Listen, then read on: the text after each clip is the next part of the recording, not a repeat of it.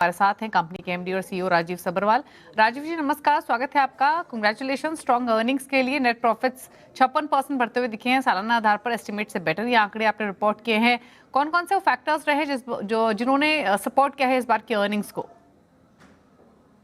तो अगर हम क्वार्टर वन की बात करें, काफी एलिमेंट्स हैं जिन्होंने हमको हेल्प किया। एक तो ग्रोथ है। हमारा जो ग्रोथ रहा है 22% एयूएम का ग्रोथ रहा है। और अगर मोटर फाइनेंस एक्सक्लूड करूं तो अबाउट 28% का ग्रोथ रहा है। और ये जो ग्रोथ है ये वेल स्प्रेड आउट रहा है, तो उसका बेनिफिट हमको मिला है इनकम बढ़ने में। सेकंड इज हमारी जो क्रेडिट कॉस्ट है, जो क्वार्टर वन लास्ट ईयर था उसमें 1.6% थी, वो घट के अभी 1% हो गई है। सो उसकी वजह से हमको बेनिफिट मिल रहा है। सिमिलरली बिकॉज हमने टेक्नोलॉजी और डिजिटल में काफी इन्वेस्ट किया, तो ऑपरेटिंग एफिशिएंसी में भी हमको बेनिफिट मिला है। अगर मैं पिछले क्वार्टर से कंपेयर करूं तो करीब 190 बेसिस पॉइंट्स की कॉस्ट टू इनकम में हमको बेनिफिट मिला है। तो ये सब मिल के जो बेनिफिट आया है उसकी वजह से करीब 56% का ग्रोथ है हमारा प्रॉफिट में ईयर ऑन ईयर। अच्छा, इसके अलावा जो क्रेडिट कॉस्ट है वो 1% पर आ गई है, 1.6% से कम होकर, जो कि पिछले साल का आंकड़ा है। क्या ये क्रेडिट कॉस्ट जो कम हुई है, मान के चलें that this is the new normal, या फिर कुछ और नॉर्मलाइजेशन आगे भी एक्सपेक्ट कर सकते हैं? जो हमने गाइडेंस दी थी FY 28 के लिए, उसमें हमने बोला था कि हमारी जो ग्रोथ रहेगी 23 और 25% के बीच में रहेगी।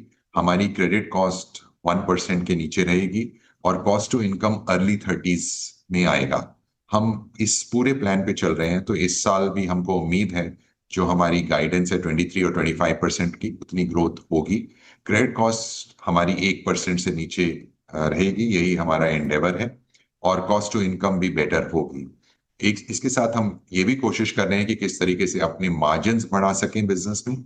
और हमारा एंडेवर यही रहेगा कि कम से कम 10 बेसिस पॉइंट्स का इंप्रूवमेंट करें मार्जिन्स में। ओके। अच्छा, इसके अलावा जो एयूएम है 22% की ग्रोथ सालाना आधार पर वहां देखने को मिली है। हालांकि आपने गाइड किया था कि 23 से 25% की ग्रोथ रह सकती है ओवरऑल FY 28 में। कौन कौन से सेगमेंट हैं जो कि इस एक्सेलरेशन को ड्राइव करते हुए दिखाई देंगे? सो जो हमारा पोर्टफोलियो है उसमें 85.4% रिटेल और एसएमई है। और अगर मैं रिटेल को भी देखूं तो बहुत सारे प्रोडक्ट्स हैं हमारे पास, कंप्लीट स्वीट ऑफ प्रोडक्ट्स हैं जहां पर हर एक सेगमेंट में ग्रोथ हो रहा है।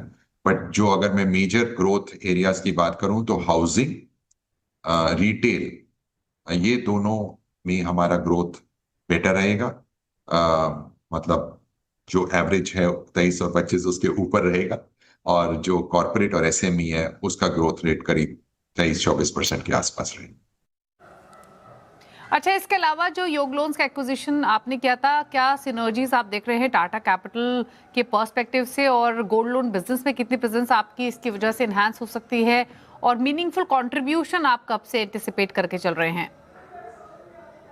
सो योग लोन्स हमने अपना इंटेंशन किया है अक्वायर करने के लिए, और हम अभी वेट करेंगे हमारे रेगुलेटर के ओके का। आरबीआई ओके के बाद ही हम आगे की प्रोसेस करेंगे।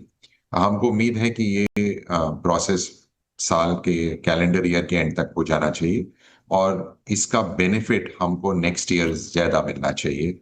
हमारी उम्मीद है कि एक बार ये एक्विजिशन कंप्लीट हो जाए तो अगले 2.5 से 3 साल में हम करीब 400 ब्रांचेस प्लस 400 to 500 ब्रांचेस लगाएंगे गोल्ड लोन्स के लिए।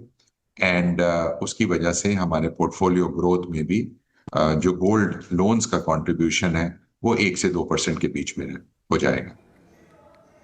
ओके, चलिए, शुक्रिया सर आने के लिए और अर्निंग्स पर इलैबोरेट करने के लिए, एक सेंस देने के लिए, आगे की ग्रोथ ड्राइवर्स क्या रह सकते हैं। Thank you so much. Good luck coming quarters के लिए। और